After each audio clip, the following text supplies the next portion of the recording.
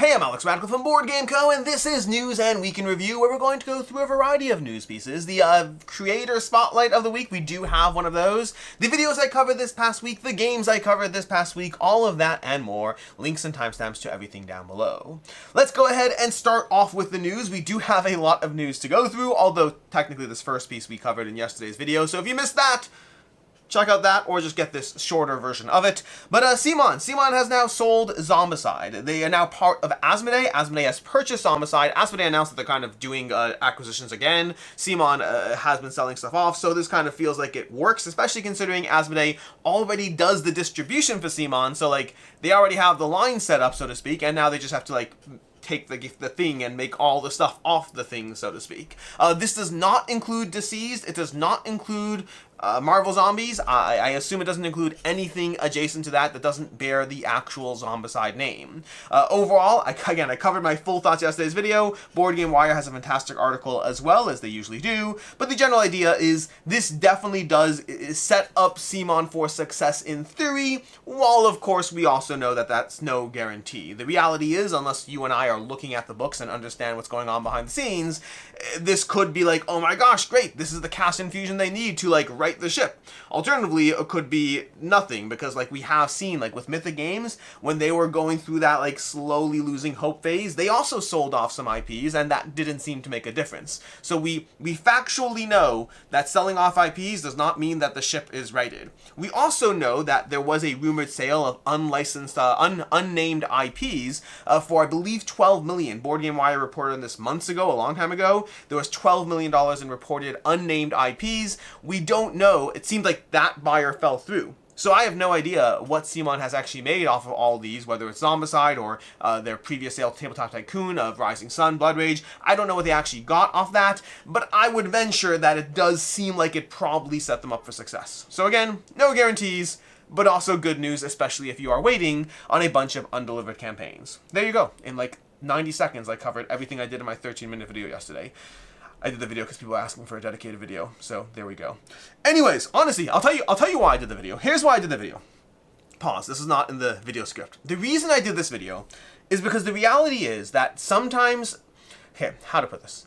I work for Gamefound. We know that. Hopefully most of you watching that know that. I don't hide it. I talk about it all the time. I don't mention it in every video. Honestly, I used to mention it in more videos, but then I get pushback on that. I got pushback either way. I got pushback for not mentioning it enough, and I got pushback for mentioning it too much. Whatever. I'm going to do what I'm going to do and hope that most of you are on board for the ride, while obviously trying not to hide anything at all. But the balance is, once upon a time, I talked about that when you have conflict of interest, it's not enough to not be biased. It's also important to avoid even the appearance of bias. That's something that took me a while to learn, unfortunately. For a while, I kind of took the stance of like, hey, look at the overall picture. You can see X, Y, and Z. And I didn't like focus on, okay, well, I need to be mindful of how things appear. Even if I could back it up by saying, look at the big picture, I need to be looking at the small picture too. And just be aware of the consequences of the small picture, because not everyone is going to watch all of my videos or know everything that goes on. A big part of the reason why I decided to do a dedicated video on the Zombicide sale is specifically because I don't think it's the same level of news as the other times I've done dedicated videos on stores closing or companies closing. But the problem is, if I don't do a dedicated video on CMON, and I only do dedicated videos on other companies, and because CMON switched over to Gamefound, there could be the appearance of, oh yeah, Alex is only willing to shine a spotlight on things when it doesn't affect their creators. Which, by the way, Final Frontier Games has used Gamefound as well, so I think they half count as their creators. But anyways, that's a big part of why I wanted to do a dedicated video, because people were asking for it, and I do agree that there's a potential bias, or potential appearance of bias, if they're the one time I don't. But also, I covered it in 90 seconds, what I did in the 13-minute video yesterday, so like, there's that. It's a trade-off. I'm just trying to do the best I can, and I appreciate all of you for sticking with me while I do. Anyways, now that we've gotten the news piece and the tangent out of the way, let's go ahead to the next section over here, which is going to be Trump says China will supply rare earths, US to allow that. Okay, I don't care about the title over here. But basically, the main reason I have this article up is because tariffs are going to be going back to 55%. So not 145%, which is great. Also, even 30% was considered bad, so 55% is not considered better. Now, to be clear, from what I've seen of this, it's not 100% clear exactly how this is going to play out, in which industries. I've seen conflicting information. I don't know myself. I've seen conflicting reports as to whether this will or won't apply to board games, so whether the tariffs on board games will go up or not. Not clear, but it certainly seems like there's potential for it to go up, and I will say that until I see otherwise, it's not great. It's not 145%, but also it's definitely still not as good as 0%. I'm good at math that way. Then we have over here, we have the Lord of the Rings, the Confrontation Ultimate Edition. This was, speaking of potential biases and my desire to cover things regardless of what's going on, basically, Ghost Galaxy, who runs their campaigns on Gamefound, they announced that they are doing a Lord of the Rings The Confrontation. That's not news, they announced it a while ago. What they did today is they showed the Ultimate Pledge. Now, this is still a board game. This is still a regular version of Lord of the Rings The Confrontation, a re-implementation you can get your hands on. That's still true. But they also announced that, hey, hello everyone, there's something else you can get on this campaign.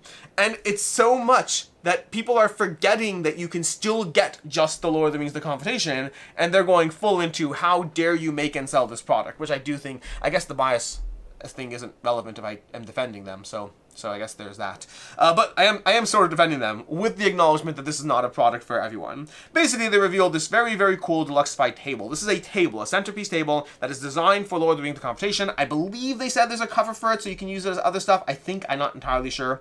But basically, this table over here, or the heavy-duty table lid, protects the 3D terrain, converting it to a regular table surface. That's the line I saw. That it's not 100% clear if it's protecting it or if it's a table surface, because that would obviously have to be higher. It might turn into a regular table. You're probably not buying it for that reason. But this is a deluxified giant table that is designed to play Lord of the Rings The Confrontation as a collector's piece, with the price tag of $3,000. With free shipping, and stretch play included, so those are nice things, but $3,000. The pushback on the comments are a lot. From jokes to memes, the occasional person understanding, but a lot of people who are just like, this is not something most people are buying. And you are correct. This is not something most people are buying. They have, what 30,000 followers on the page? They said there's a maximum of 1,000 of these that are being made, and I don't even know if they'll sell all 1,000 of them. I just don't. $3,000 is a lot of money for a luxury item.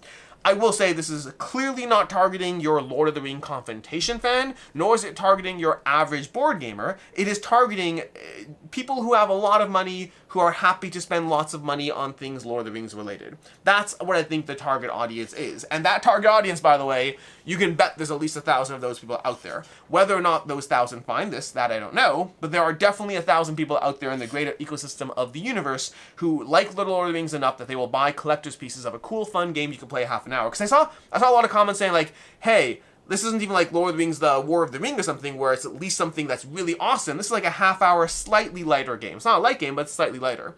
And to that, I think that makes sense. I think the target audience here are your average Lord of the Rings fan, and something that you can play like this is going to be a lot more easy to table, especially with the actual table, than a giant War of the Ring. Either way, don't get me wrong. If you're like, holy hell, this is not for me, I am right there with you. But also, it is for somebody. We're going to find out exactly how many it's for. Well, not exactly. If they sell 1,000. If they sell out of all 1,000 of them, then we won't find out exactly how many it's for because they could have sold more. But we'll see what happens there. Anyways, moving on over here, we have the Game Makers. Bezier Games announced the Game Makers, which they're basically making a game about board games. This is an association with a lot of games. Like every game you see here on the cover, and there are a lot of them, they're all people that they reached out to those companies and got their permission. This is very much a hobbyist game. Like this is, speaking of target audiences, this is like almost the exact opposite of the last one. This is targeting the board game industry as much as you possibly can with a game about making actual board games. So yes, Foundations of Rome will be included, as will Santorini and Orleans and Arnak. These are all games you can actually make in Bezier Games, the Game Makers. So I thought that was a fun little upcoming game. We also have Star Trek Captain's Chair. This is an expansion to Star Trek Captain's Chair 2 Boldly Go, an expansion to the game of the aforementioned name, which I actually pulled out recently to table and play finally, and didn't do so, because I have to pick and choose what gets tabled every single day. But I am excited to play this one, or to play the original, but this is a new one coming up, because the original was well enough received. What is the rating on the original? Star Trek Captain's Chair. No, Star Trek, I did this wrong. An expansion, or it's a standalone. Star Trek Captain's Chair, where are we? There we go, 8.7. That's a pretty solid rating, honestly. That's a pretty solid rating. Anyways, from there we have exclusive board game manufacturing giant Panda, who was also just on the Game Makers a second ago. If you saw that, there in the corner, that's Panda down in the corner. I don't know why I pointed this if you can see that. But we have board game manufacturing giant Panda expands production outside of China for the first time. No, this is not bringing jobs to the US. I believe they are doing it in Brazil, if I'm not mistaken. You can check out this Board Game Wire article, but they're basically expanding to joint venture in Brazil as unpredictability over US tariffs continues to weigh in on the tabletop industry. So it is true, tariffs have brought jobs somewhere. South America? That basically counts as America, right? The tariffs have brought jobs back to America. That should be the headline. That should not be the headline of this video. That should not be the headline of this video. Can you imagine that if I put the title of this video, like, news and week in review, tariffs bring board game jobs back to America, and the punchline is that it's South America? I'm not going to do that, but I so want to. I want to, but I'm not. I have self-control. I do have self-control. I'm not going to do it, but it is funny. I guess I was wrong. Jobs have been brought back to America. I'm sorry, I can't get, that wasn't planned. That wasn't planned. I realized that as I was saying this, that is a spin I could do on the language here, which I just find very, very amusing. But with that, we're going to go ahead. Speaking of tariffs, we're going to move into our Creative Spotlight. And today's Creative Spotlight isn't a publisher, isn't a designer, isn't an artist, isn't a content creator. Rather, it's GAMA, the Game Manufacturers Association. If you are a member, if you're not familiar with what GAMA is the Game Manufacturers Association. They are basically the collection of all the things in the industry. They're an organization that is basically designed to connect the industry together with a central, like, point, so to speak. They also run Origins. They also run GAMA Trade Show, which is more, GAMA Trade Show is more like industry related. Origins, you're probably familiar with. It's one of those, like, kind of like PAX Unplugged, just a general exhibition, exhibitors board game convention. But they basically have been, over the past few days, they've been doing these advocacy week in US, in Washington. They basically sent a bunch of people over to Washington to meet with various senators and whatnot to try to advocate on behalf of the board game community. I tend to be a pessimist in these things. I tend to be like, oh, one voice is never going to make a difference. I very much am that kind of personality. But that said, sometimes voices do make a difference. And the fact is that they're going here, they are going as a group to meet with various senators, to Congress people and all that stuff, in order to advocate on behalf of the board game industry that they should be exempt from tariffs. These kinds of initiatives, whether it's Jamie Stegmaier's lawsuit, not his lawsuit, but the lawsuit that he is joining, I should be specific, whether it's the lawsuit that they're joining over there, whether it's these kinds of initiatives, whether it's just making your voice heard one way or another, whether as a content creator, as an individual, change is hard. Change is complicated. And sometimes it can feel very hard to come together and to rise up, so to speak, against people who seem to have all the power and you have none. But a lot of small voices do make a difference. A single vote has never swayed a single election, but multiple votes together absolutely have. You can find many elections where it's come down to 17 votes here or 28 votes there. One vote, absolutely not. But if you stop being a part of the one vote, then you can't be a part of the 18 or the 25 or the 3,000 or the 300,000. Your voice does matter in volume, in concentration with others. And if you give up that power, that knowledge that you could be a part of something bigger, then you can't make a difference. And so props to GAMA for being for the organization that they are in general, and specifically for their advocacy week this week on behalf of the board game industry. Because regardless of your political affiliations, like I shouldn't say that, no. There's a lot of different people who are supportive of tariffs. I know my audience has a lot of different people in it. We all have diverse viewpoints. I think diverse viewpoints are definitely a good thing. It's complicated sometimes when you don't share someone's viewpoint, but you also respect that other people don't share yours, and how to balance all of that. It is complicated, and I appreciate anyone who's here. If you agree with me, I appreciate you being here, and if you disagree with me, I almost appreciate that more, because that means that you can look at the things I say, you can say, hey, I don't always agree with that guy, but I like his stuff enough that even when I don't agree with him here, I'm still going to watch all this stuff because I think he's a reasonable enough guy, or he just has board game tastes that align with mine. Whatever it is, I appreciate those people. But I do think that within the category of people who are for the tariffs, I think there's two kind of general lines. There's China's bad in general, like that kind of concept, like China bad, slave labor, stealing copyright, all those things. And then there's also this is just about, the US and bringing jobs back to the US and financial stability and independence and all those different kinds of things. And there's two different camps. But within those camps, the trying to protect the board game industry separate from the larger tariff conversation will at least align with the values of one of those camps, if that makes sense. There's still the camp of China bad, period, full stop. But yeah, it's complicated. But I appreciate what GAMA is doing in general. Anyways, with that, we're going to go ahead and dive into our news and week in review. To dive into the rest of this, basically, the week in review part, starting off with the videos of this past week. Videos of this past week, we had a bunch, as we usually do. On Sunday, we had games leaving the collection. A bunch of games leaving the collection. The one that hit the most, what was the one that hit the most? Oh my gosh, I'm blanking on it. Oh my gosh, I am forgetting the game that I was most bothered by. which I guess I wasn't that bothered by. I probably was bothered by. I have to watch the video. There were a bunch that I wasn't thrilled with. There was the Roll and Write series. I forgot all the games. I forgot them all. They're on a stack on the stairs over there that's out of view. So there were games leaving the collection. A bunch passing through, and a bunch that I am sad that they are going away, even if I can't remember what... King Hill. King Hill I was very sad by. That's the one I was very sad by. I mean, a bunch too, but nonetheless. Games do have to go, and it is what it is.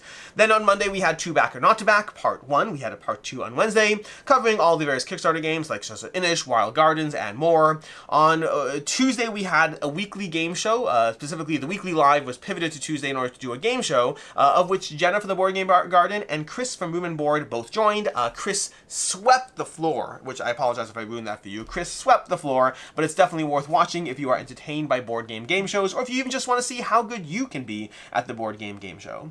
Then on Wednesday, there was a weekly there was a 2 Back or Not to Back specifically for Gamefound this time. Highlights being Nexus, Agricola, Dawn of Madness, all those games, the Gamefound side of things on 2 Back or Not to Back. I don't usually split them up. This week I did. I will probably do so in the future, whenever it's a very busy week. I kind of liked doing that. It was helpful to my own schedule to not have to go through so many campaigns at once. I might do that in the future. Then outside of that, we had on Friday, we had Zombicide being sold as a full dedicated news piece video. As far as the games I covered this past week, we had a bunch. We had Kingsburg. A review for that went up last Saturday. Kingsburg, one of my first games in the hobby. I have played through the 1st edition and the 3rd edition. I think I skipped the 2nd edition. But honestly, I think it's a game that was more appealing to me back in the day and has not stood the test of time quite as well. I still think it's good, but not great the way I once did. Then there's Coexist, a review for Coexist from Matago. I thought there's a very solid game with a very tight action economy in the game and some vibrant artwork. I gave it a 3.5 out of 5. Then on Tuesday, we had a review for Weretigers. I gave that a 3.5 out of 5 as well. It is a fun, fast-paced game of basically rolling... You're trying to basically build up your tableau in this tower defense game against these Weretigers that are attacking the village. But you are gathering various villagers, assigning various dice to various things, and trying to basically defeat the enemies while managing everything on board. It's a generally fun, fast-paced game. My biggest concern was lack of variability. Then we had later on Tuesday, we had a review, or a series of reviews, of five small box games for Pack the Essentials, Imposter Syndrome, Captain Peep's Legacy, or whatever it is, it's a legacy game, Flip 7, and Bamboo Rally Cup. Flip 7 is delightful. Highly recommend that. It's been generally just very popular.